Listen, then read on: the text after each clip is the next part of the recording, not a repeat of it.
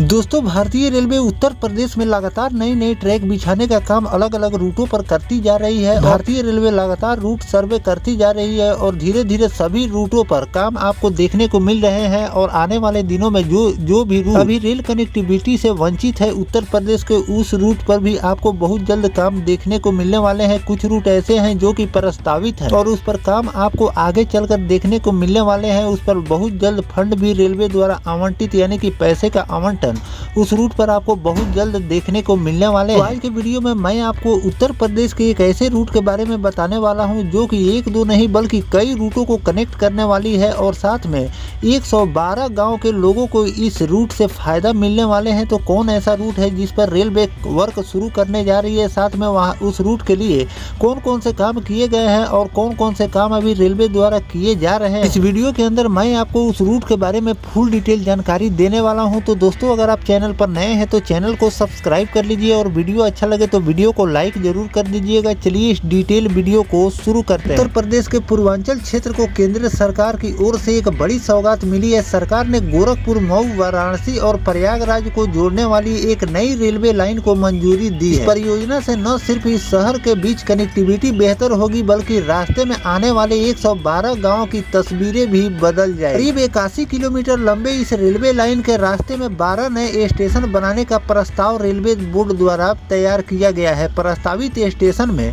शाहजहां, पिपरौली, खजनी, बांसगांव, गोला बाजार और न्यू दोहरी घाट जैसे इलाके शामिल किए गए हैं। पूरा प्रोजेक्ट 3 चरणों में पूरे किए जाएंगे और सरकार ने वर्ष 2027 तक इसे निर्माण कार्य को पूरा करने का लक्ष्य भी रखा है। भूमि अधिग्रहण की प्रक्रिया तेज हो गई है। रेलवे विभाग ने इस परियोजना के लिए भूमि अधिग्रहण की प्रक्रिया तेज कर दी गई है। गोरखपुर और मऊ जिले के 112 गांव से लगभग 359 एकड़ जमीन अधिग्रहित की जा रही है। किसानों को उचित मुआवजा दिलाने के लिए विशेष शिविर भी लगाए जा रहे हैं। गोरखपुर प्रशासन को भूमि अधिग्रहण कार्यों के लिए 295 करोड़ रुपए की धनराशि जारी की गई है। इससे किसानों को शीघ्र भुगतान सुनिश्चित किया जा सके। यह नई रेलवे लाइन केवल ट्रांसपोर्ट सुविधा ही नहीं बल्कि पूरे क्षेत्र के सामाजिक और आर्थिक विकास का माध्यम भी बनेगी। रेलवे लाइन के होने से यात्रा का समय कम हो जाएंगे जिससे व्यापारिक गतिविधियों को गति मिलेगी। छोटे व्यापारी और किसान बड़े बाजारों तक आसानी से पहुंच सकेंगे जिससे उनकी आय में भी इजाफा देखने को मिलेंगे। रोजगार और व्यापार को मिलेगा बढ़ावा। नई रेलवे लाइन से हजारों लोगों के लिए प्रत्यक्ष और अप्रत्यक्ष रोजगार के अवसर भी पैदा होंगे। निर्माण कार्य, स्टेशन प्रबंधन, सुरक्षा सेवाएं और व्यापारिक गतिविधियों के विस्तार से क्षेत्र के युवाओं को काम के नए मौके मिलेंगे। छोटे व्यवसाय, होटल, ढाबा और अन्य सेवाएं भी इस विकास की धारा का एक हिस्सा बने। इस प्रोजेक्ट के तहत पुल, अंडरपास और रेलवे ओवर ब्रिज भी बनाए जाएंगे जो कि ग्रामीण इलाकों की सड़कें और रेल कनेक्टिविटी को और भी ज्यादा बेहतर बनाएंगे, जिससे गाँव का संपर्क बड़े शहरों से और तेज होगा, जिससे ग्रामीण क्षेत्र भी विकास की मुख्य धारा में तेजी से जुड़ सकेंगे। नई रेलवे लाइन बन जाने से गोरखपुर, वाराणसी, प्रयागराज और लखनऊ जैसे बड़े शहरों के बीच रेल यात्रा काफी सुगम और तेज हो जाएंगे। इससे न केवल स्थानीय यात्रियों को फायदा होगा बल्कि पर्यटन, व्यवसाय और शिक्षा के क्षेत्र में भी बड़े सकारात्मक बदलाव आगे चलकर देखने को मिलने वाले। तो दोस्तों, एक तरफ भारतीय रेलवे पहले ही से इस रूट पर ट्रेनों का संचालन कर रही है, लेकिन अगर मैं बात करूं तो जो प्रयागराज के लिए ट्रेनों का संचालन रेलवे करती है, ऐसे तो प्रयागराज, मऊ, इन सभी रूटों पर आप जानते हैं कि ट्रेनों का संचालन रेलवे द्वारा किए जाते हैं, लेकिन अलग रूट से इस रूट पर ट्रेनों का संचालन किए जाते हैं। लेकिन भारतीय रेलवे अब ऐसे रूट का टारगेट कर रही है जो कि रेलवे के लिए भी शॉर्टकट हो, जिस पर कम खर्च में ट्रैक बनकर तैयार हो जाए और साथ में लोग कम से कम समय में अपने गंतव्य तक पहुंच जाए। यानी कि शॉर्टकट रास्ते भारतीय रेलवे ज्यादातर